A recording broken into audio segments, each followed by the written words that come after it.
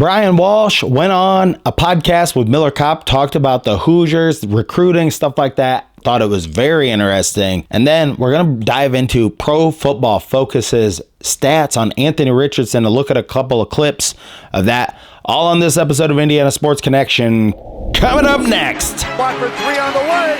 Oh!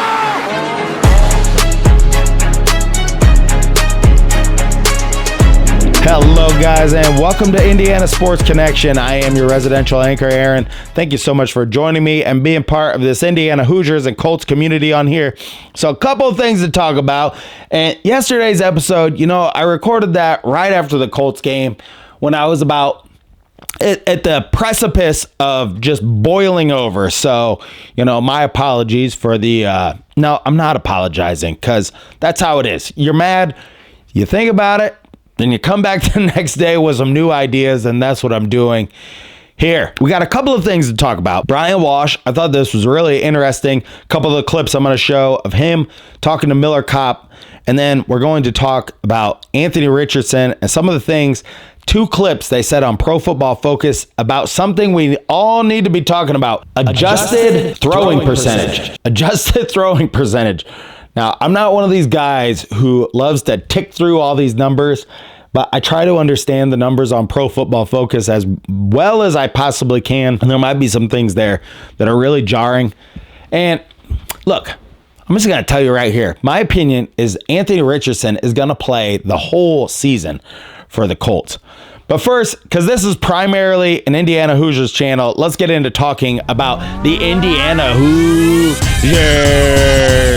All right, Brian Walsh, he goes on this podcast, and he had some really interesting things to say. And here is one of the very first things he's had to say about recruiting. Roll that clip. Doing this for you and someone's doing that for you, like we hold a trump card.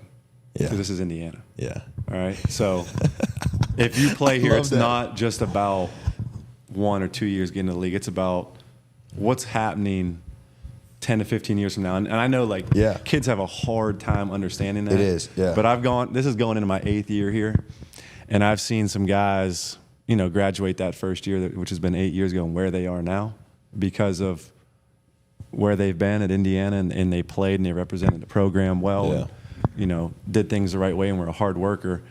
And this place never stops giving. Mm-hmm. So, you can take a little bit more on the front end, right, and have a short-term thinking, or you can, hopefully have someone good around you that's saying, hey, that's a huge brand that's going to take care of you for the next 40 to 50 years, which is ultimately going to help you forever. So I don't want to hear that. What can you do for me right now? It's about now and that's what I'm saying. And that's later. why I came here, and that's why I'm thinking if guys don't understand that it's about how you can get set up in the future as well, especially the in-state kids. Even more of a of a thing, but of an impact. To each their own. Hey. There's only so much we can do. Exactly. Only so much we can do. But what outside of I just constantly have to remind myself how things are in college athletics right now. I mean, I'm telling you, I would not make it a day because I could not deal. I don't even see how people teach in school and deal with these entitled high school kids. I'm just telling you, I could never, ever do it. I would be there a day. I would just probably rip off on one person and they'd be like, you're fired. You can't raise your voice like that. Isn't that part of the whole problem, isn't it? We can't really coach or teach or say anything to these entitled people. And the parents are just as bad. I'll tell you, we're like 2 generations removed from people knowing how to live right in this world. I'll tell you, because God, people just care about money and only money. And it's not what it's about, people. They talk a little bit more about what it means to play at IU and how I do love that Brian Walsh, he's really had quite a journey and has been at Indiana now for 8 years, the longest coach there, because he was under Archie Miller. So it really had quite a journey, and he's now 35 years old, and he's been in the business 10 years. So let's roll that clip, Hillbilly Monkey, him talking about Indiana's Culture. Yeah, I mean, going through what I went through, this place will, it's a special place and everything that comes with it and brings, but it's also a pressure cooker. Obviously, it's everyone who's watching this. That's what it is, right? Everyone knows that, but I think it's really prepared me. I understand this job is a life shelf, and I'm not going to be here forever. I would love to be here forever. I think this place is as good as it gets in college basketball, right? This is the upper echelons. This is as good as it gets, and to be able to hang on when there was that transition was a blessing, man. I had my office completely packed up, boxes ready to go. I remember when he got the job and Thad Matta was in here, I just said, hey, let me stay out of the way. I get my stuff coming in the evenings. And, they asked me to do a project or two. And, like anything, I try to do it to the best of my ability. And I think it came back maybe a little bit better than they had originally thought. And I remember when Woody was walking by my office and saw me packing everything up, he was like, where do you think you're going, young man? And I was like, Coach, I have no idea. And so you see, Indiana thinks it really is top of the heap, and it is. I mean, as far as programs go, and you can see in many ways, the NIL is really, really helping us out right now. And that is soon to change in some way, because right now we have a team that's really, really talented, but I think, in the next few years, there's going to be some things change that are going to level the playing field for everybody. Because I think Indiana's making out like a bandit right now, because we have a lot of NIL money. There's no cap on that stuff. And so we're able to cobble together more resources for basketball than other schools are. And that makes sense, because we are like the basketball capital state. Love listening to that. Now let's get into talking a little bit about Anthony Richardson and just a few things that we're saying on Pro Football Focus. Let's roll this clip, and then we will talk about it. Hillbilly monkey, roll the clip. Anthony Richardson's completion percentage to me, 62.5 completion percentage in week 2, adjusted completion percentage, so it takes drops into account. And then just a 50% completion percentage last week, when everybody was like, Anthony Richardson, it was just a 50% adjusted completion percentage. Last year, the league average was 75%.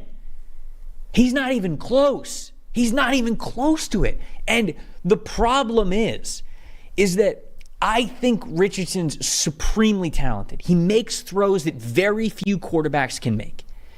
But the league and defenses are trending in a direction that is very anti-Anthony Richardson.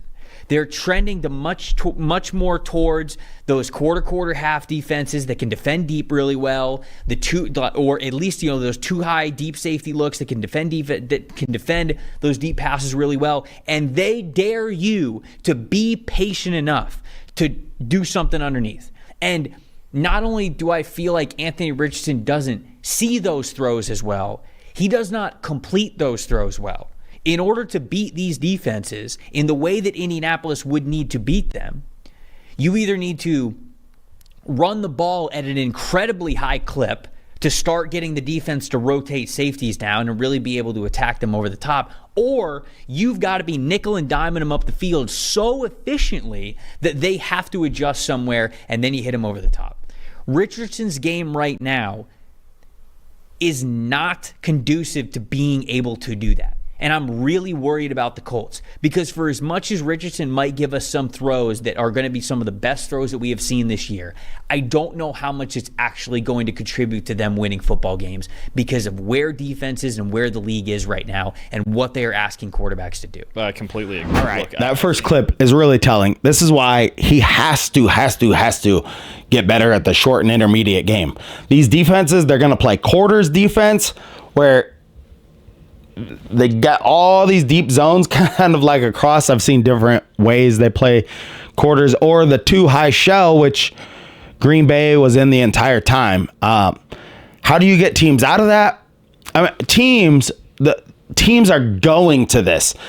Teams, because of players like Mahomes, who is so accurate throwing the ball, they figured the only way that we can stop this guy is make him throw the ball 15 times, make the drives, him throw the ball short, And if you run a 12-play drive, you're most likely going to get a holding penalty or something's going to happen within those 12 to 15 plays. But it's all about just taking away those deep balls. Now, Anthony Richardson, if you look at his adjusted, there's a percentage on Pro Football Focus is adjusted how many deep balls you throw, how far are you pushing the ball down the field. He's only number 2 behind Josh Allen in that. So most all of his throws he's making, but we don't need all these giant plays on every play. Sometimes you just need first downs. That's what wins football games. That's how you protect the lead as well. So many of these things are just so important to just the fundamentally. I think what Shane Steichen wants to do as well is his RPO game is set up for the short passing game. The short passing game. That's why Gardner Minshew was so good at it. All right, he'll be the mug. Now play the clip of the next guy. He kind of rebuttals and kind of says some of the same stuff, but let's listen to him and then we'll talk about that real quick. I think with Richardson, it's a delicate balance between his talent and being able to just complete passes. And they ran the ball well, considering they had the ball for less than 20 minutes. They ran the ball well, yes. Jonathan Taylor, but Jeff Hafley and the Packers, they didn't care. We're going to go ahead, hand it off every play. Don't care, right? Here's the thing I like to do actually when evaluating college quarterbacks, because the college game is so screen heavy and all that stuff. I like to filter out completion percentage and take the screens out of it, right? Because those are you hit 99 to 100% of them. Right now, Richardson's completing only 46% of his non-screen passes. All right, and anytime I found a quarterback that is hitting under 50, it's a huge problem. Okay, and just not being able to complete enough passes just to move the chains. Because, you mentioned the time of possession. We've talked about the Packers' run game. The Colts' 4 drives in the first half were 3 punts and a fumble. They just don't keep the chains moving. And the weird part is I'm starting to think about this now. The other thing, too, I'll get to is accuracy real quick. 31.4% of his passes this year have been charted by PFF as uncatchable. It's the second highest rate behind Bryce Young.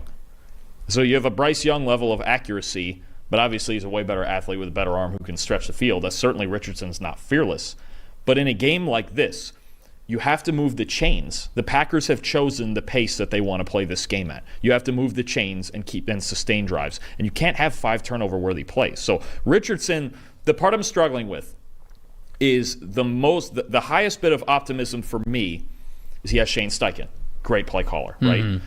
But a huge part of Steichen's offense with the RPOs and the way it works is just getting first downs. We saw that with Gardner Minshew last year. The grades weren't particularly high, but we're like, okay, why are they breaking the code and the grades being low, but they're winning games? They just get just enough for first downs. Richardson doesn't have that in him right now to just be content to just not throw a 105-mile-an-hour fastball, and just sustain drives. There's so much of Steichen's offense that's just about sustaining drives, and they don't do that. So the time of possession thing works both ways for me in this game. It's a legitimate question right now how they can sustain offense if he's only going to complete that low of passes. The NFL, it's all about accuracy. And he's going to get into games like this, game after game after game. We've now played 2 games and we can see a big problem. Not only is our defense just completely reeling, but the way that you could help your defense out is by keeping your offense out on the field. That's what we did last year. Minshew did a great job of sustaining drives, just getting 10 yards at a time. 10 yards at a time. All right, you got 3 plays to get 10 yards. You need to get like 3 or 4 on the first one. And I'll tell you, and I hate to say this, but it's like I listen to Tom Brady on the broadcast, and as much as I hate him as an announcer, he's right. Boring is what wins you games. Getting a few yards on first and second down is what wins you the game in the end, not converting 3rd and 10s all game long. That is the secret sauce. How can the Colts reverse this course? I think Steichen has to draw up some new plays to get Anthony Richardson playing faster and playing more to his strengths, and get him like 2 or 3 throws to 2 or 3 guys that he can really like hone in on those throws, the touch of those throws. Like get him like, I don't know, a wheel route to Jonathan Taylor where he's got to throw a little bit of a softer ball to the sideline, break it down to the fundamentals, because right now it really seems like Steichen doesn't know what plays to call. Richardson seems confused on what exactly to do when the plays are called, because he doesn't want to get himself injured. He's trying to stay, like he seems handcuffed to the pocket at times. So all of this stuff with the Colts, I think they have a chance, but 0-2 is not good. And you can see, like, we just need a team that can stay on schedule on first and second down a little bit better. And can Anthony Richardson do that? We're just going to see. We got that game coming up this week, and I haven't even looked at who they're playing, but hopefully they can get a win. They play the Bears, I believe. But thank you so much for joining me on this episode of Indiana Sports Connection. And until next time, stay classy out there, Colts and Hoosier fans.